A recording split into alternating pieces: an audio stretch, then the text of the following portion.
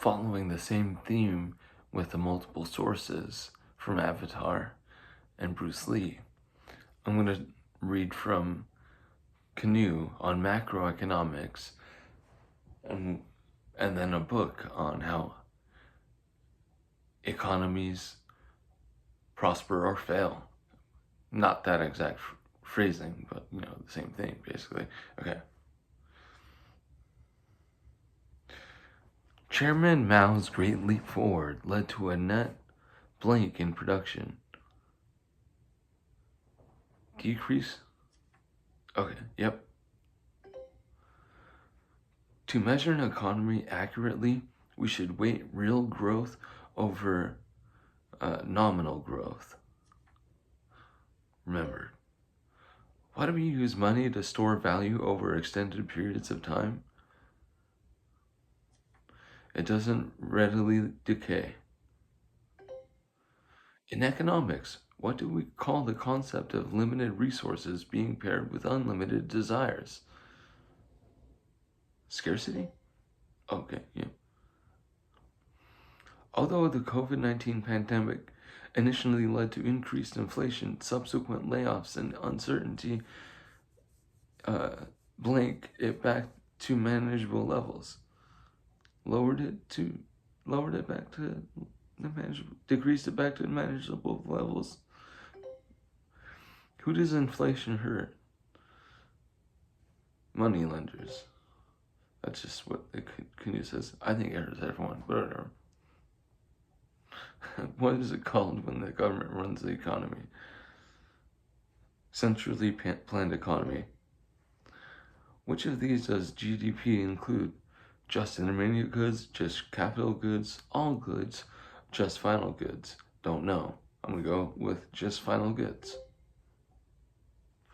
When inflation is negative, what do we call it? Deflation. What does the government do when facing stagnation? Decrease taxes. What is the government able to provide more efficiently than individuals through collectivism? Public goods like defense and infrastructure. When inflation and stagnation happen simultaneously, it is called stagflation. Remembered. What is the impact of shocks in the system that rapidly increased demand? What is the impact of shocks in the system that rapidly increased demand? Unusually high inflation. Who do government welfare programs help? The underprivileged. All of these? Oh, okay. So the underprivileged, the unemployed, and the retired. Remember that for next time. Manipulating blank is one example of monetary policy. Interest rates. Economic problems lead to increased blank, health problems, alcohol consumption and suicide, mental health problems. What serves as the common yardstick for measuring value? Money. Money has made the logistics of trade more fluid. Which of these groups feature in unemployment figures? Which of these groups feature in unemployment figures? Discouraged workers, workers recently made redundant, children, retirees. I'm going to go with workers recently made redundant. Oh, nice. What type of wage needs to increase for a worker to be better off? Real wages. Blank is the phenomenon of price rising because there is too much money in circulation. Inflation. What is the technical term for workers who have decided to take a few months off from looking for work? Discouraged workers, okay. The two supply-side factors which led to a rise in inflation in 2022 are labor shortages and problems with global blank. Supply chain. Okay, remembered. The government tries to bring blank into an inequitable society through welfare programs that benefit the unemployed, the retired, and the underprivileged. Balance. Remember, what do government welfare programs help?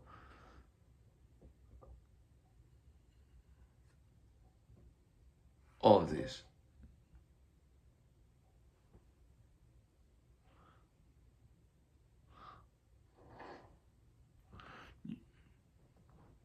One day streak. No one cares.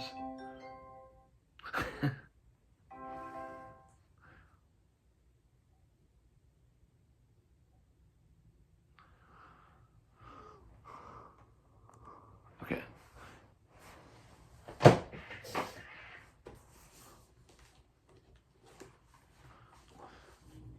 How an economy grows and why it crashes, by Peter D. Schiff. Introduction. This time I actually went back so you can hear the whole thing.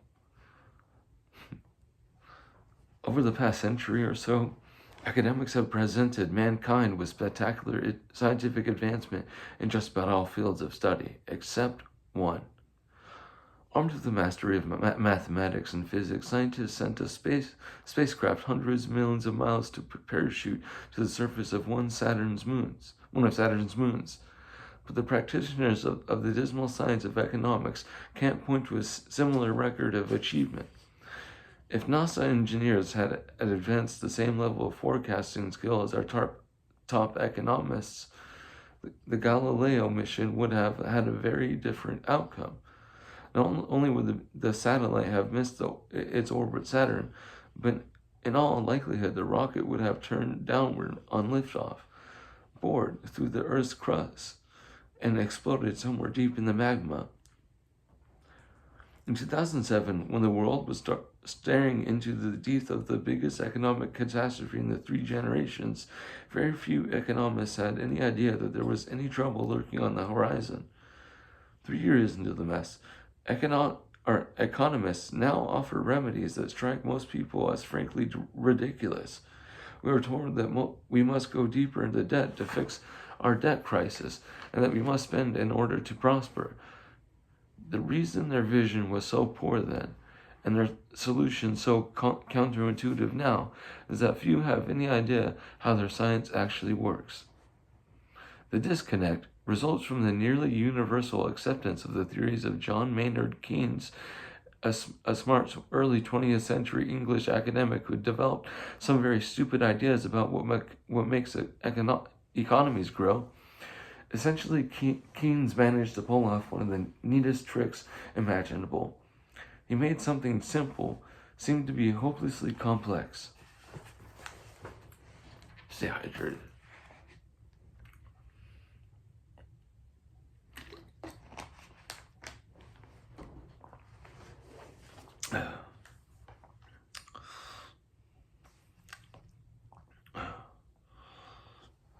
In Keynes' times, physicists were first grappling with the concept of quantum mechanics, which, among other things, imagined a cosmos governed by 2 entirely different sets of physical laws, one for very small particles, like protons and electrons, and another for everything else.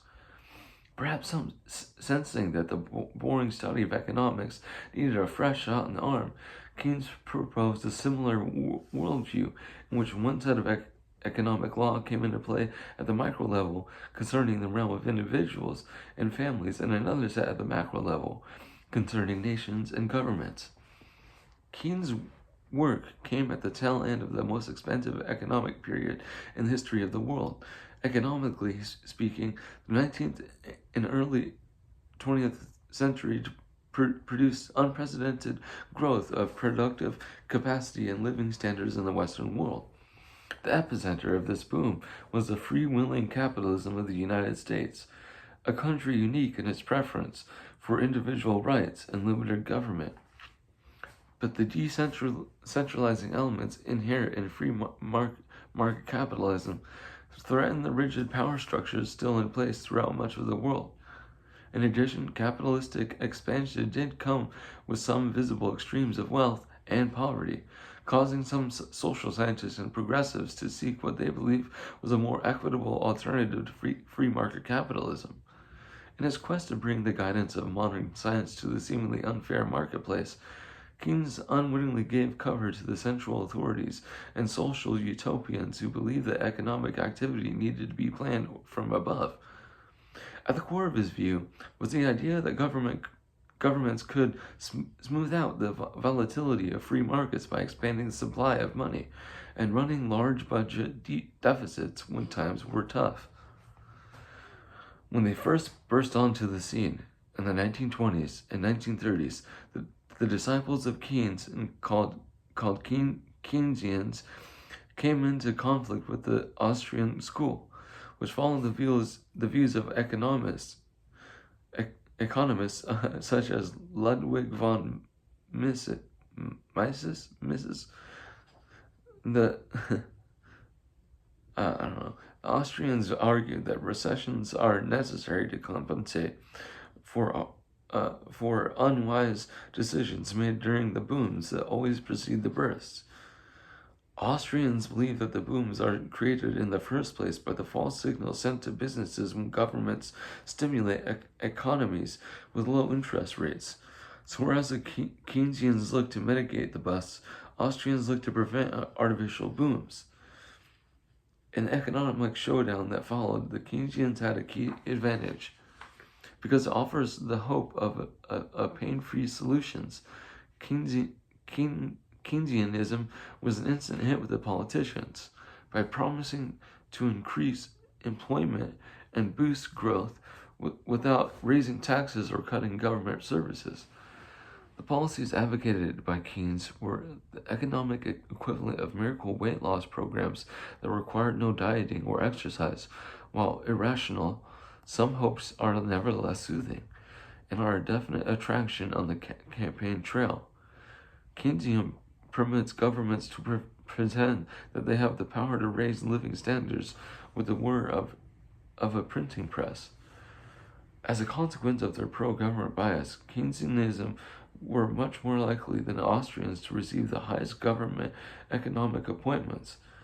Universities that produce finance ministers and treasury secretaries obviously acquired more prestige than universities that could not.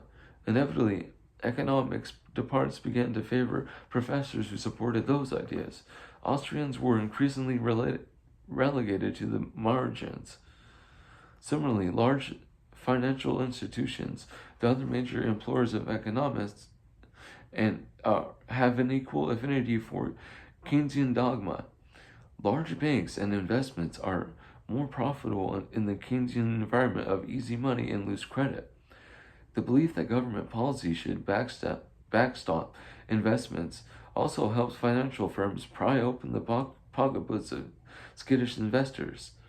As a result, they are more likely to hire those economists who support such a worldview. With such glaring advantages of their stuffy rivals, a self-fulfilling mutual admiration of society soon produced a corps of 10 economists inbred with a loyalty to Keynesian principles. These analysts take it as gospel that Keynesian policies were responsible for ending the Great Depression. Many have argued that without the stimuli provided by the government, including expenditures necessary to wage the Second World War, we would never have recovered from the economic abyss. Absent from this analysis is the fact that the Depression was the longest and most severe downturn in modern history, and the first that was ever dealt with using the full range of Keynesian policy tools. Whether these interventions were the cause or the cure of the Depression is apparently a debate that no serious economist ever thought was worth having. With Keynesians in firm control of economics departments, financial ministries, and investment banks, it's as if we have entrusted astrologers instead of astronomers to calculate orbital velocities of celestial bodies. Yes, the satellite crashed into an asteroid, but it was an unexpected encounter that could lead to enticing possibilities. The tragicomic aspect of the situation is that no matter how often these economists completely flub their missions, no matter how many rockets explode on the launch pad, no one of consequence ever questions their models. Most ordinary people have come to justifiably feel that economists don't know what they are talking about, but most assume that they are clueless because the field itself is so vast, murky, and illogical that true productive power is beyond even the best and most educated minds. But what if I told you that the economic duality proposed by the Keynesian doesn't exist? What if economics is much simpler than that? What if what is good for the goose is good for the gander? What if it were equally impossible for a family or a nation to spend its way to prosperity? Many people who are familiar with the accurate forecasting of the economic crash of 2008 like to credit my intelligence as the source of my vision. I can assure you that I am no smarter than most of the economists who couldn't see an asset bubble if I spent a month in their living room. What I do have is a solid and fundamental understanding of the basic principles of economics. I have the advantage because as a child my father provided me with the basic toolkit I needed to cut through the economic clutter. The tools came to me in the form of stories, allegories, and thought experiments. One of those stories serves as a basis for this book. Irwin Schiff has become a figure of some renown and is most associated with the national movement to resist the federal income tax. For more than 35 years, he has challenged, often obsessively, the methods of the Internal Revenue Service while maintaining that the income tax is enforced in violation of Constitution's three taxing clauses, the 16th Amendment, and the revenue laws themselves. He has written many books on the subject and has openly challenged the federal government in court. For these activities, he comes to pay a heavy personal price. At 82, he remains incarcerated in federal prison.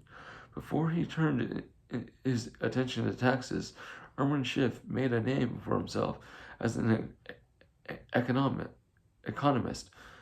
He was born in 1928 in New Haven, Connecticut, the eighth child of a lower middle class immigrant family. His father was a union man, and his entire extended family enthusiastically supported Roosevelt's New Deal.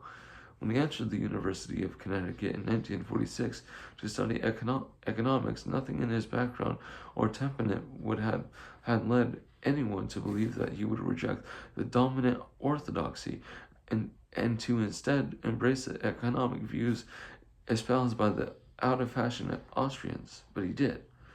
1 second. Stay hydrated. It's going to be a long one, huh? It's important, though. It's economics.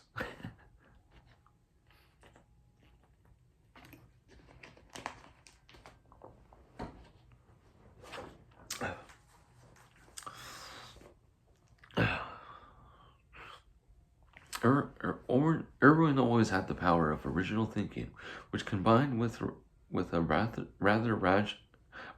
outsized belief in himself, perhaps led him to sense that the lessons he was learning did not fully mesh with reality.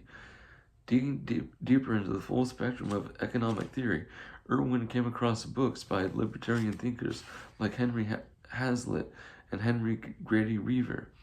Although his conversion was gradual, taking the full decade of the 1950s to complete, he eventually emerged as a full-blooded believer in sound money, limited government, and low taxes and personal responsibility. By 1964, Irwin enthusiastically supported Barry Goldwater for president. Oh, he has a long introduction. I'm just going to stop here. It's been over like 20 minutes.